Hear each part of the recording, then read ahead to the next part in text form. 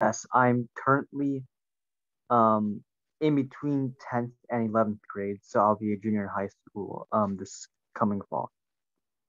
Yeah, and here is what I have researched about Justin Martyr. So in this report, I used two sources, which were Britannica.com and ChristianityToday.com.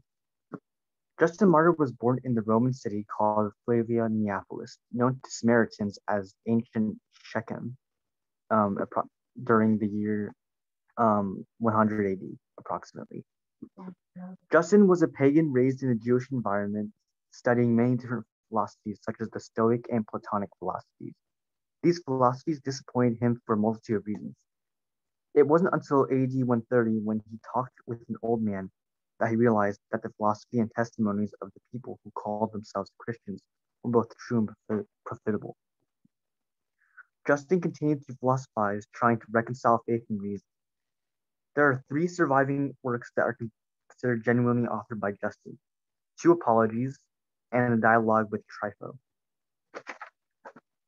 Justin's first apology sought to explain to Antoninus Pius, the current Roman emperor at the time, the Christian faith and why it was not a threat to the state. In fact, he argued, Christians were some of the best allies in securing good order, since everyone's actions are seen by God, who judges justly. Justin's second apology was written to Emperor Marcus Aurelius, Antoninus Pius' successor. This apology was meant to show how the Christian faith alone was truly rational.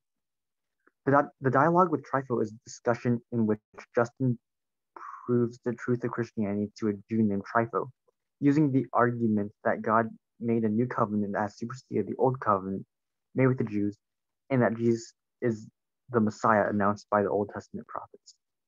Justin was denounced as a subversive person after debating with the Cynic Crescens, and was executed along with several of his companions. Because of his actions, Justin has been surnamed Martyr. And yeah, that's what I have.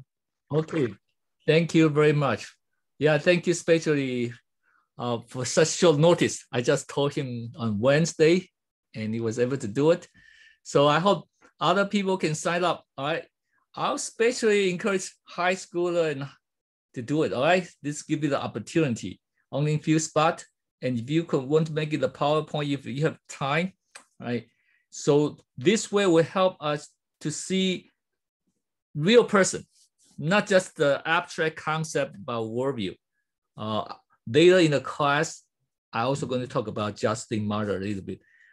It's just like Paul, right? He studied philosophy and then be converted to Christians. Okay, so we're going to into lesson 2 today. Let me share my PowerPoint. Oh, I let you see that. So Wednesday, we talked about the 4 basic worldview questions. What are those 4? Can someone answer? Yes. Yeah. The first one is creation. Where did we come from and who we are? The second one is fall. What has gone wrong? Okay, start there. Okay. Eileen, what's the number 3?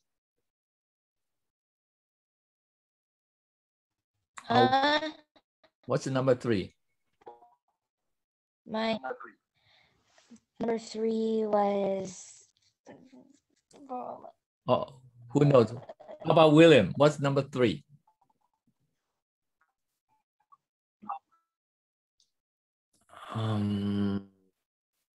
Redemption. Okay. All right. Who can say number 4? Alex. Alex Lee. What's number 4? I wasn't here last week. Oh, Wednesday. Okay. All right. This week. Please memorize these 4 things. Okay. Creation, fall, redemption, restoration. Every class, I'm going to test you. Okay. You just like instantly just come out right away. Okay. These 4 basic questions of worldview. Right. So today, we're going to get into the battle of the age. Lesson 1 will talk about why it's so important about worldview. Okay, now today we're going to talk about what are the competing worldview. All right. Okay. Who can read this? How about Zachary? Can you read that? Is that called Zachary?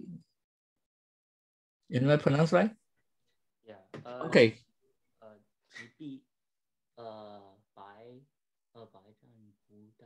Okay, what does that mean? Anybody know?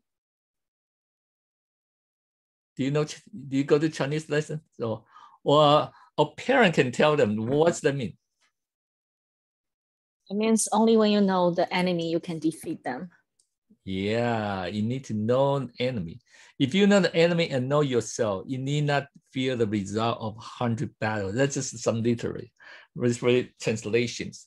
So that means we need to know the enemy and also know ourselves. So that's get to know what are enemies. Okay.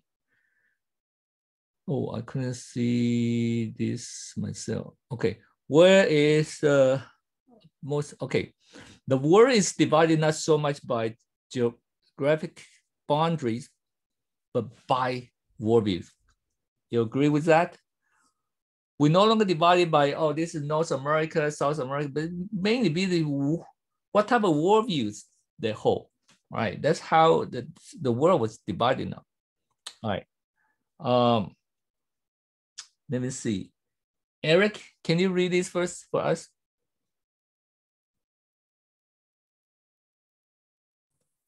Me? Yes. Okay. Ephesians 6:12. For we do not wrestle against flesh and blood, but against the rulers, against the authorities, against the cosmic powers over this present darkness, against the spiritual forces of evil in the heavenly places. Okay. Pay attention. We need to know our enemy is not like you can see, oh, that's a tank. Oh, that's the Navy base. No, it's idea, it's worldviews. All right. That's in people's mind, right? But we can see how they present it. So that's something we need to know. That's the name of the book called Ideas Have Consequence, but it's so good, okay? You can forget about most of things, okay? You need to memorize this verse, okay? Ideas have a consequence. So whenever I ask you, ideas have, you better answer, you better know what the answer, okay? Ideas have consequence. Because the great ideas will inform our mind and will fire the imagination and will move your heart and shape the culture. Wow, that is so powerful. So we are here to basically talk about ideas that move people. I love this verse very much. Hope you can memorize. Okay, First Chronicle 12:32. How do you say a darling? How do you say? Sorry. Can you? Is it a darling? Can you read this verse? From. Okay, let me see. Jeffrey, welcome. Jeffrey, can you read this verse? All right. Chronicles 12:32. Of Issachar, men who had understanding of the times, to know what Israel ought to do, 200 chiefs and all their kinsmen under their command. Okay, yeah, actually, probably let's all turn the video on. Okay, while I'm doing this, that we can have more interaction. So I can call on you. Okay, all right. So I always like to come back to this verse. 200 chiefs understand of the times, and then know what to do. Then third, become the leaders. So this is what I'm looking for. Doesn't need to be so many, just 200. Know the time, that's first step. But know the time is not enough. You need to know what to do, know all to do, and then become the leader. By this, we can change the world. We can shape the culture. All right. So, calendar. If you go to sleep on October 4th, 1582, okay, next day you wake up, it's not October 5th. Why? You want to guess? Because the Gregorian calendar. And what become what date? Anybody? Probably not easy enough. I do not know. Yeah. Okay. I'm just gonna assume it's the Gregorian calendar. You want to guess? Will be how many? Will be a year difference, months difference, weeks difference? Months difference. Month? Yeah. That long? Actually, not that much. Okay, 11 days. All right. Because you know the old calendar have some error. So the bishop, I think the Pope Gregorian tried to change. So in 1582, they changed. So you go to sleep on October 4, you woke up, boom, October 15. All right. It's interesting if you live back then. The last day, you missed your birthday. All right. Yeah, that's why I feel bad. So why I'm doing this is just use illustration. You see that. This author, James Taylor, said, why was it virtually impossible not to believe in God in 1500 in a Western society, while in 2000, many of us find this not only easy, but even inescapable. Do you agree with that? Yeah. So now, especially for Gen Z, millennial, the default value, if you don't type, right, when you fill the form, you don't type it in, the computer gives you the default. The default value is you don't believe in God. And that's why we are here. And that's why parents more challenged for you. Because if you don't do anything, the default value for people living this time is they won't believe in God. Why? Because everywhere you go, will you find God? Probably not, unless you still have the money. Money still say in God we trust. But soon they're going to be wiped out. Anyway, people don't trust on God anyway. So that's the time we are living.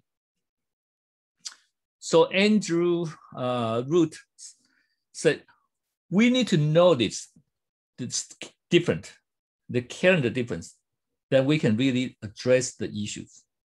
If we still think we live in the old calendar and still try to use the old way to fix, we better wake up. We live in a different time now. Oh, I missed one. Miss one. Okay. My professor in the seminary, he wrote a book called The Gathering Storm. And he talked about this.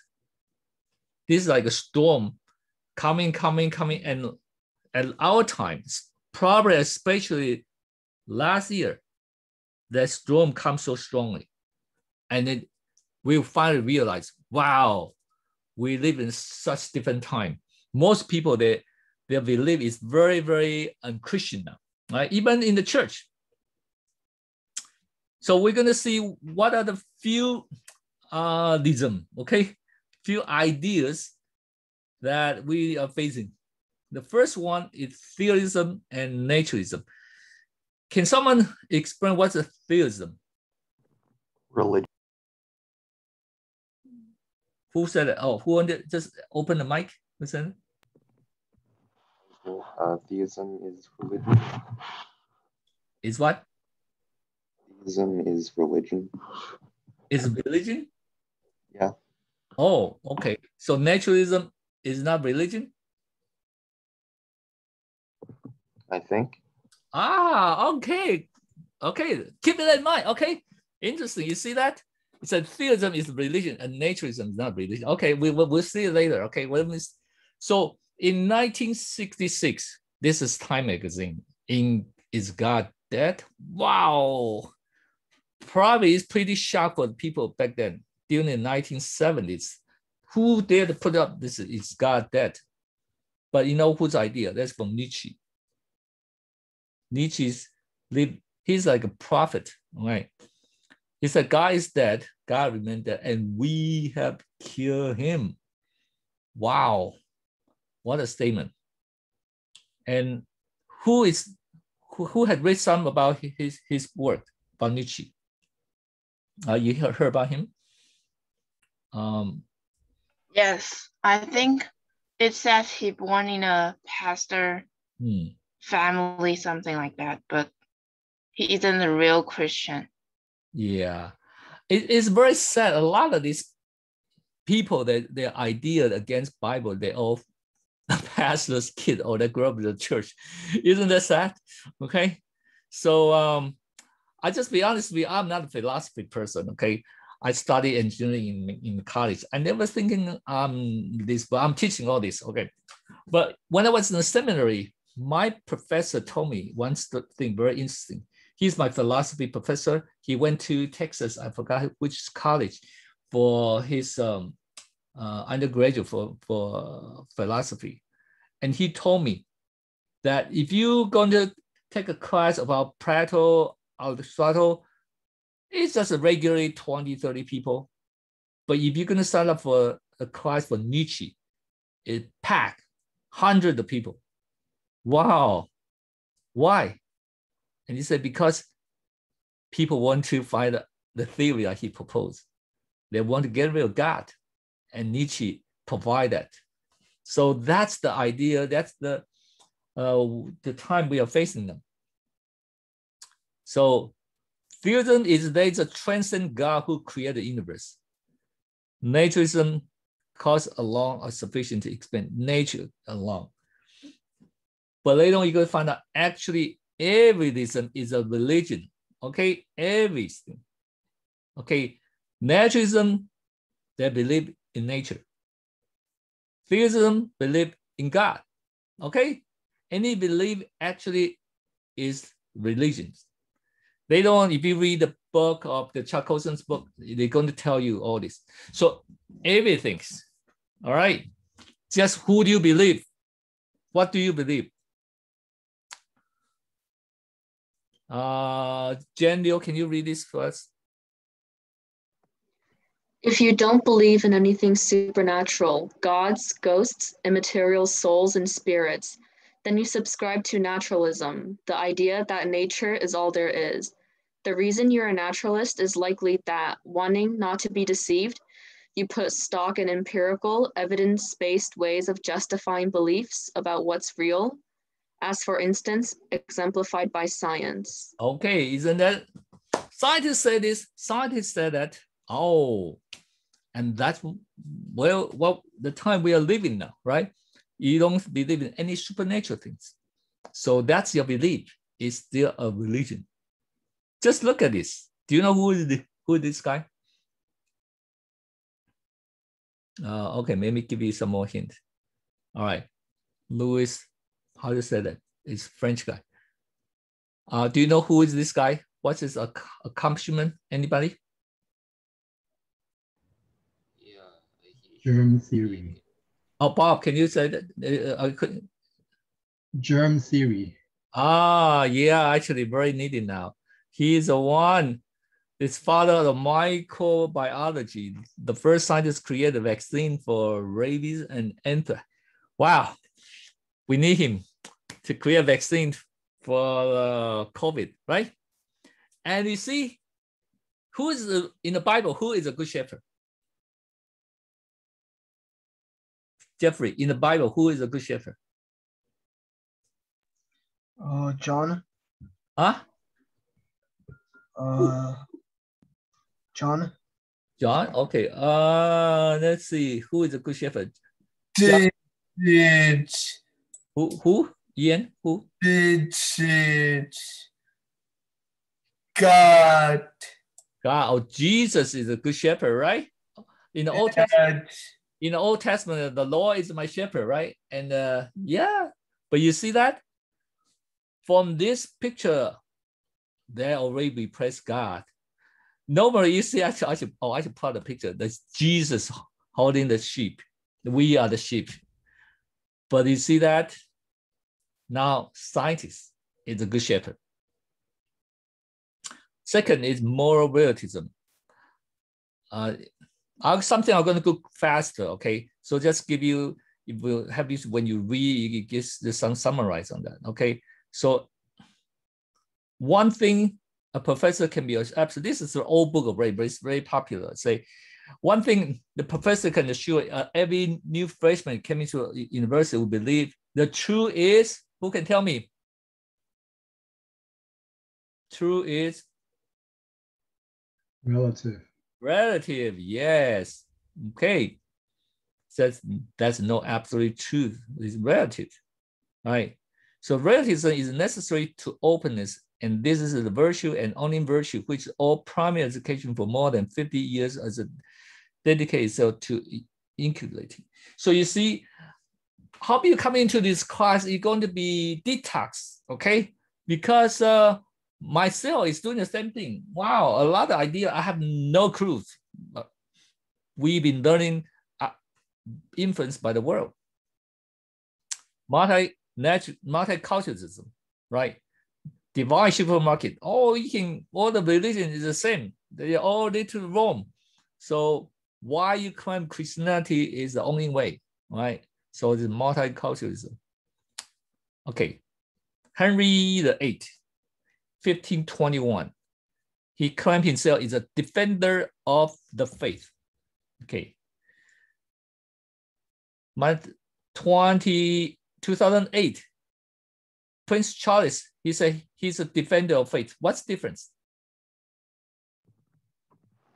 What's the difference? This is the faith instead of like faith. Okay. Faith. All right. Then what make a difference? The faith and the faith. What's the difference between the faith is like any faith? Like the faith is like one faith. Ah, very good. You see, Chinese don't have that, so I couldn't make the Chinese difference, right? So you see the faith. So King Henry VIII, what is the faith you're going to defend? What do you think? Anglican, yes. But no longer. Prince Charles is just going to defend any faith. All right. Then what's that mean? Basically, anything go. Then what do you need to defend for, right? Okay, Pragmatism and Idealism. Okay, John Dewey is the one. Okay, he's a very famous one of special education, right? Progressive education. And that's his idea. Truth, like human thought, is an evolutionary process. So you see that truth, it could be evolved just like evolution. Okay. I hope you see this now. This is already many years ago, but now we see the idea all coming out, right? Just for example, our sexuality, the marriage, all kind of thing. If you, it's all, remember, ideas have what? Consequences. Consequences. You see that? All right. Oh, whatever works best is the right action. And who said this? Who said this word? Probably some parents know. Is it Deng Xiaoping? Yes. Yeah. Okay. All right. No matter white cat, black cat, it's even cat, it's good cat. Okay. So whatever it works. Okay. And actually, sometimes in the church, we also make it to a problem in the spiritual realm. They say, oh, which God you need to worship? Oh, this Buddha, it works. Okay, it works. Wow, maybe that's good. Okay, so that's a problem. All right. Okay. Oh, I didn't. Okay. So now, but our God is different. God's word, it is true, so it works. Okay. The world, it works, so it's the truth. But the problem is that, what do you mean by it works? Is that works now or you work always? Okay, so that is a problem. Utopianism, that's very popular now. Let me see who can read this 1 second. Yajay, is that? Can you read this? Utopianism. Naturalists generally embrace the notation of the Enlightenment that human nature is essential good, which leads us to utopianism.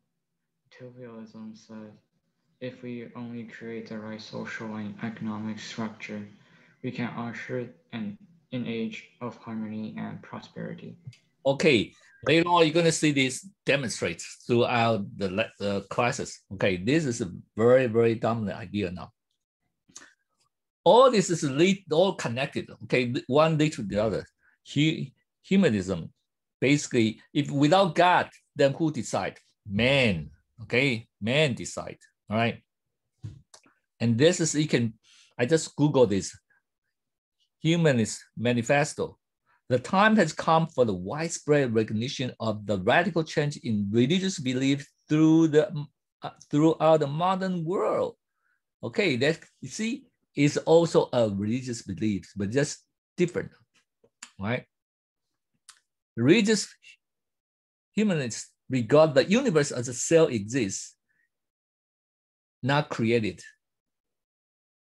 and believe the man is a part of nature and that he has emerged as a result of a continuous process. So I just presented, everyone has their worldview and their belief, and this is all religious, okay? All right, so we are in a culture shift. Hope you read back to, if you haven't read chapter 3 and 4, that's what we covered today, all right? Remember last we talked about all truth is God's truth. If we believe God created universe, everywhere should be God's truth, right? But, I put it here. But now it's the gathering storm, this secularism, wiping out, coming out like a wave, okay? From enlightenment, I don't have time to go back to all the histories, probably you learn something. It just come up a wave and just keep coming, and now it's a storm now, right? So I put it this way. I don't know. Maybe I'm more pessimistic. You see that even the church, okay? Even the church, because we don't pay attention, we don't learn worldview, so we bring in a lot of secular idea into the church. In the later lecture, I'm going to talk about this. So we need to realize we are in a different culture now. Okay, before your Judeo-Christian cultures, everybody believed God, sort of. Okay, they fear the Lord, they follow the Bible, moral law. Even they don't go to church, or even they not really have personal relationship with God, but they follow Bible's moral law. But now we are, this cancel culture, especially when to cancel whatever is the Bible teaching. All right, let me ask you, do fish know they are wet? Do they know? Oh, where's my video? I will turn it. Chloe, do fish know they are wet? What do you think? Do fish know? Anybody want to answer? Do fish know they are wet? I don't think so. Okay, why? Because they've never been dry. If they're dry, they're already dead, you know. Yes. Okay, so you see, that's a problem. That if what we learn is all secular worldview, then you don't know that's wrong. You just assume that's it, right? So just like this verse. Okay, Alex Lee, can you read this verse?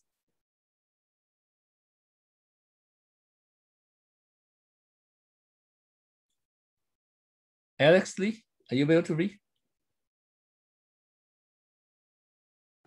And even if our gospel is veiled, it is veiled to those who are perishing. In their case, the God of this world has blinded the minds of the unbelievers to keep them from seeing the light of the gospel of the glory of Christ, who is the image of God.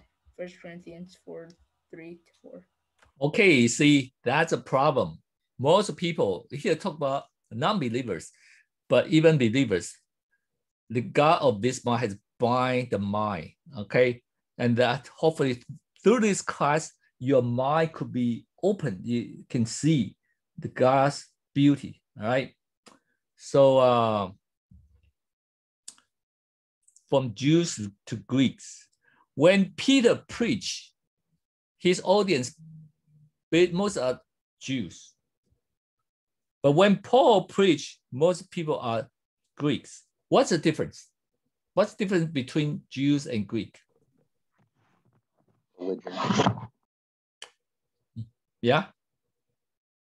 Can someone want to answer? What's the difference? Their religious beliefs. Okay, so what's the difference? More specifically, Jews. Their religious differences. Oh, sorry, couldn't you? They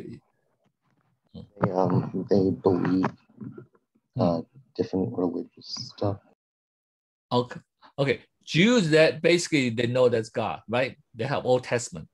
So for Peter, it's just need to point to Jesus is the Son of God. Then they know, and they've been waiting for Messiah. Okay, so for Jews, when Peter preached, he can just go into New Testament. He doesn't need to go into the Old Testament. All right.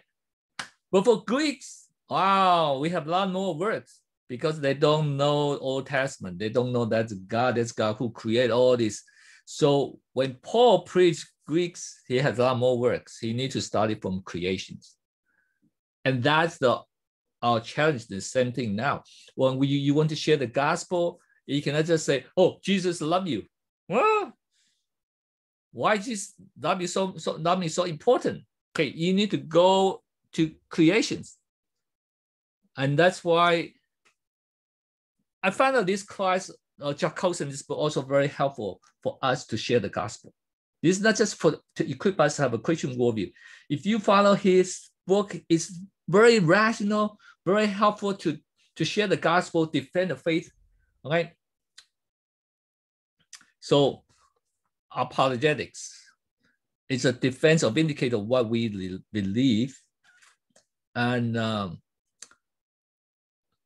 Maxine said the purpose of apologetics is to mold the thought of the world in such a way as to make the acceptance of Christianity something more than a logical absurdity.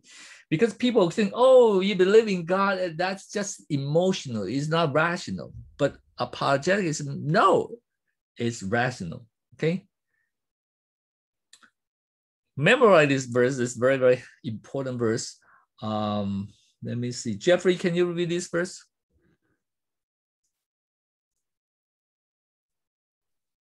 All right. 1 Peter 3:15. But in your hearts honor Christ the Lord as holy, always being prepared to make a defense to anyone who asks you for a reason for the hope that is in you, yet you do it with gentleness and respect. Okay. Chinese missed that, just an answer. But here, when the answer is make a defense, just like in a courtroom, you are the defense attorney. You're going to make a defense for God. Like people say, oh, why we don't need to believe in God is irrational. We say, no, it is rational. It's necessary. Okay, we going to be the defense attorney to defend the truth, but do it with gentleness and respect. Okay, we're not doing it with shouting and screaming, but with gentleness and respect. Okay. All right. Okay, I'll skip this. All right. So how to do it with gentleness and respect? I found out that this is very, very helpful. We need to be a translator. Translate God's revelation into the language of the world. We must be able to speak to the scientists in the language of science, to the artists, the language of art, of the politician in the language of politics. And that's our job. That'll be your job.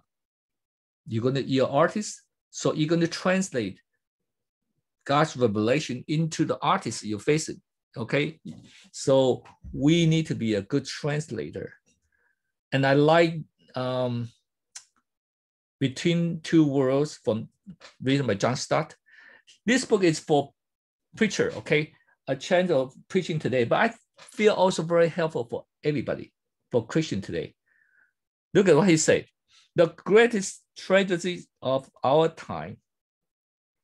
Conservative are biblical, but not contemporary. Liberal and radical are contemporary, but not biblical. Wow, isn't that interesting? Okay. We can see in the church, we always talk about Bible. We didn't connect to the world, so we're not contemporary. But the liberal and radical every day, what they're talking about is the world, but they misinterpret or they don't have a Bible. So our task is to enable God's revealed truth to flow out of the scripture into the lives of the men and the women of today. Wow, isn't that powerful? So his prayer, a new generation of Christian communicators who are determined to bridge the chains, who struggle to relate God's unchanging word to our ever-changing world. And that's why I'm doing this for you, okay, young people. That's my prayer, okay?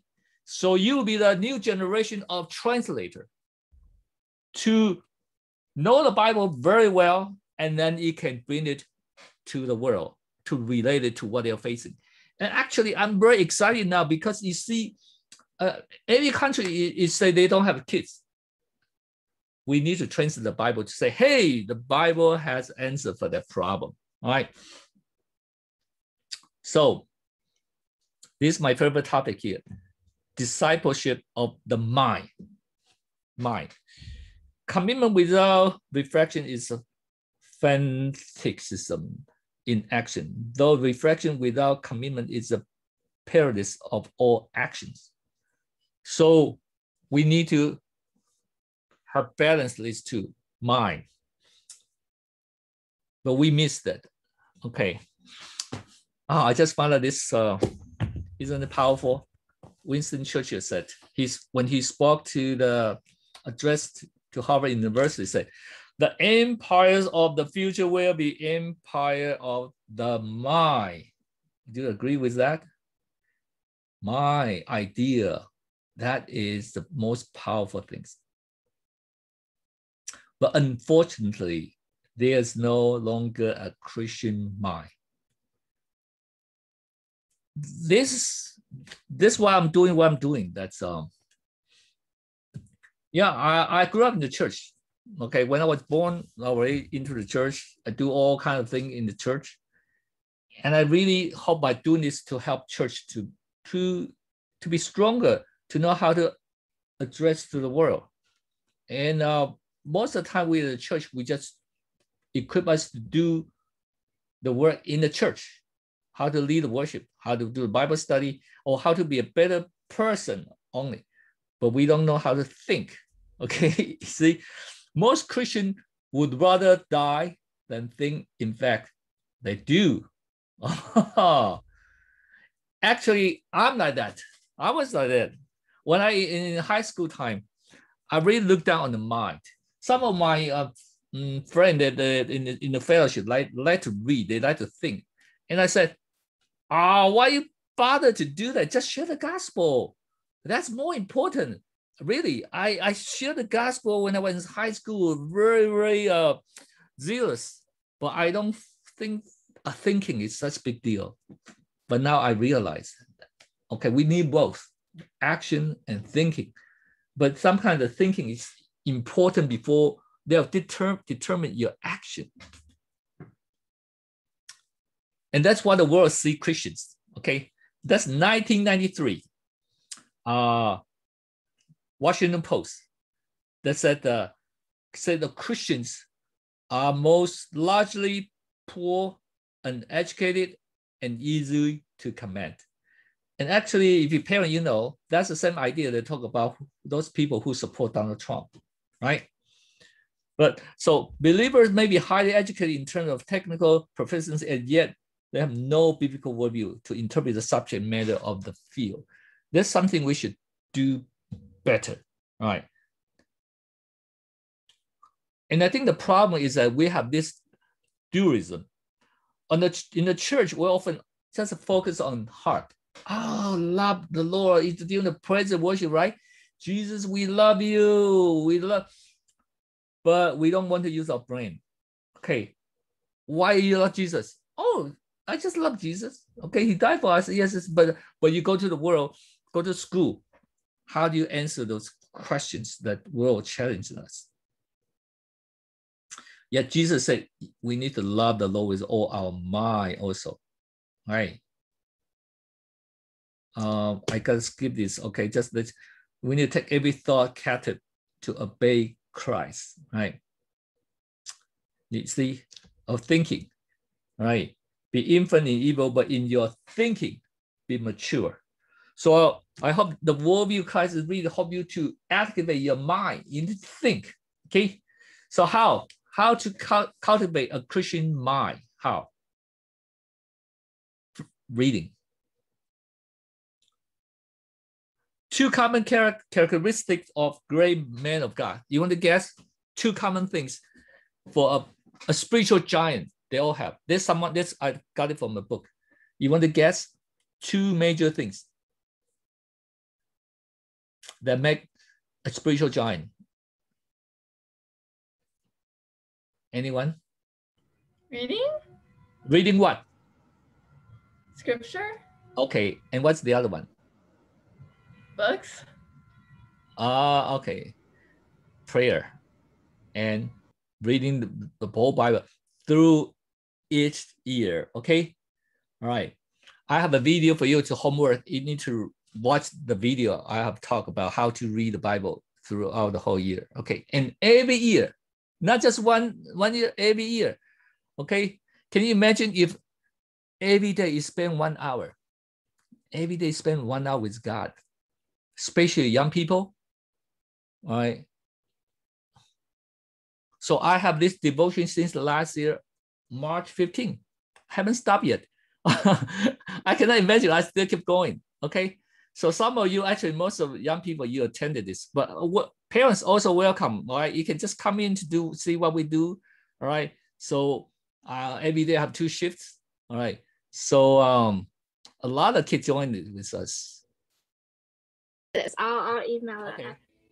Okay. So when I joined the first few meetings, I didn't even have my ESV Bible. I kind of just listen and see how other kids answer questions and share their titles. Then I started having so much fun highlighting and underlining words and making notes.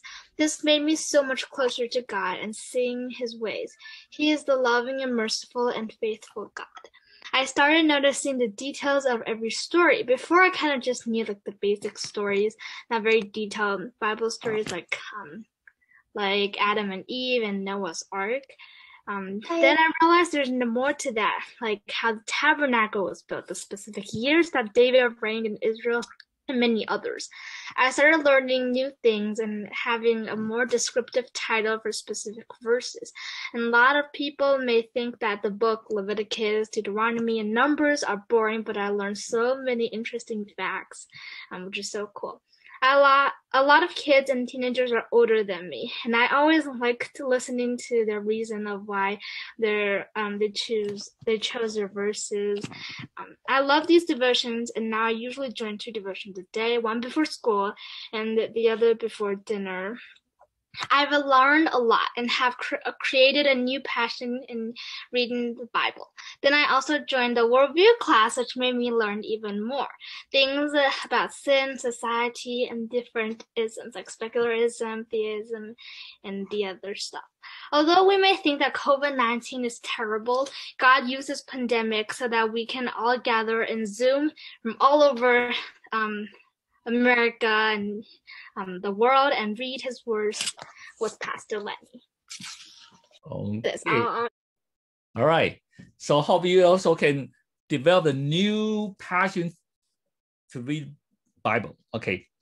But besides Bible, we need to read book. The library as an armory, you see? A monastery without a library, just like a castle without an armory. Our library is our armory. Isn't that great quote? What do you have in your home? You just have all these gadgets, but no books. And that's why we are so weak in our thinking, right? This is the professor, Elmo Morris, my seminary. That's his. Brian, have you been there? Have you visited his library, Brian? Yes, there's a shop. Shop for me. Oh, tons of books. Yeah, Pastor Brian also went to Southern Seminary with. Okay, back then it's like 50,000 books. Okay, and he was there to greet us. And if you see him, what question you ask? What question you ask him? What do you ask Alex? You want to ask Dr. Moore about his. Did you read every one of them? Yes, hey, I asked the same question. I said, did you read all of this? And you know what's his answer? Yeah. Yes, I was shocked. He said yes. He said yes. Isn't amazing? And he said that when he was young, he read the encyclopedia from A to Z. The encyclopedia is not for reference. He carried that book whenever he goes, and he read from A to Z. And someone said every week he read 9 to 11 books every week. And not just biblical book, many other books, right? And he has his blog. Actually, one of the homework, I want you to listen his briefing. Okay, I'll post in the Telegram. Okay, so every day, now summer, he doesn't have this. Every day he have this 20 minutes program. So I listened this for a year, and that's why led me to the seminary to study with him. All right, because I said, wow, it's amazing. It's a seminary professor can talk about all these issues, and that's what I'm looking for. You know, he basically do the news report and they say, okay, how can we respond to that? On the second half of our class, we're going to practice that, okay? You're going to find a news and you're going to do a biblical comment on that, okay? So you see, that's why he can be on CNN and to be apologetics to God. He can stand there to talk to the world, all right? So I hope you will be doing something not necessarily on the TV, but in your backyard, in your neighborhood, okay? So, yeah. So what to read? Now there's so many books to read and so many bad books. I was shocked to see a lot of this high school in my neighborhood, very good high school, but the book they assign for summer reading, parents, you don't want your kid to read those books. I did that with other work. You don't want your kid to read all those books that school assigns. There are too many good books. Our time is limited. If a man wants to read good books, he must make a point of avoiding bad ones. For life is short, and the time we cannot read so many bad books and say, oh, that's bad. No, you don't need to. You don't have time for all these bad books. Okay, even Paul said, hey, when Paul was in the jail, he asked Timothy, when you come to see me, bring books, not bring sushi, chicken wing. No, he said bring books, all right? I like this. You know, this is very, very, very expensive. Anybody heard about this school? Very expensive school, private school, called Waldorf School. They is the one in Silicon Valley. All this eBay, Apple, those high-tech executives send their children to this school. In the school, you don't find computer. Oh, isn't it amazing? All these high-tech schools executives, they send their kids to school, no computer. And even the homework, they don't use computer, they use handwriting, right? And you know that's the purpose behind that, all right? So to read. So parents, okay, I'll develop this habit of, right?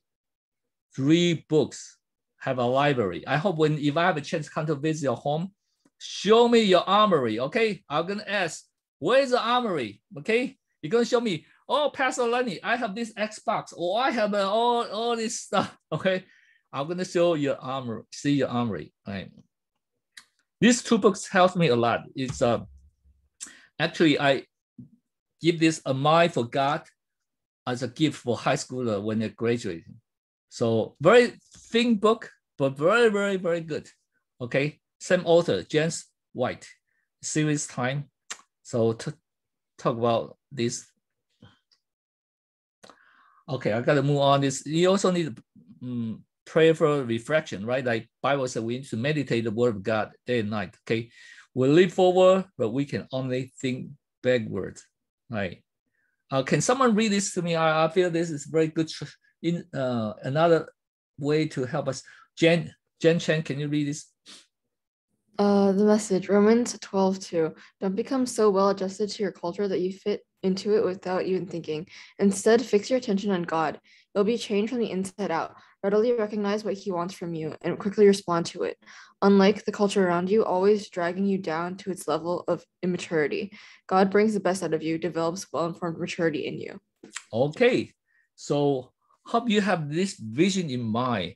You want to be different. You don't want to be conformed to the idea of the world, but you're going to develop a biblical worldview and go out to change the world. Okay, so okay, we must be a man or woman who dare to wrestle Christianity free from its fortress mentality, its century stronghold, and establish it once again as the great life system and cultural force that acknowledges the Creator as sovereign over all. And then, when the Christian, truly Christian, a community living in biblical obedience and contending for faith in every area of life, it will surely revive the surrounding culture or create a new one. And that's why I named this subtitle is that live out a biblical culture and create a kingdom, new kingdom culture. We're not just here to develop mind. With this mind, we can live differently, okay? And we can change, all right? The hope of today's world is a renewed and vibrant spiritual order and culture creating culture. It's man and woman of another type, arrayed for the great battle of principle against a principle, a battle that begins in the beginning. So next we'll talk about in the beginning. But hope, was it excited? When I read this Chuckle's, wow, really got so excited. I wish I can know about this earlier. Okay, so if I knew about this, probably I'll get a PhD. Right. So these are two questions.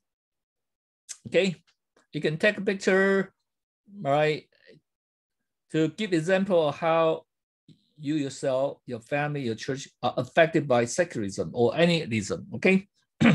And how can we develop the Christian mind, or how you want to develop Christian mind? Okay, and this is my blog. How you can subscribe my my YouTube channel, and the two homeworks since it's a weekend.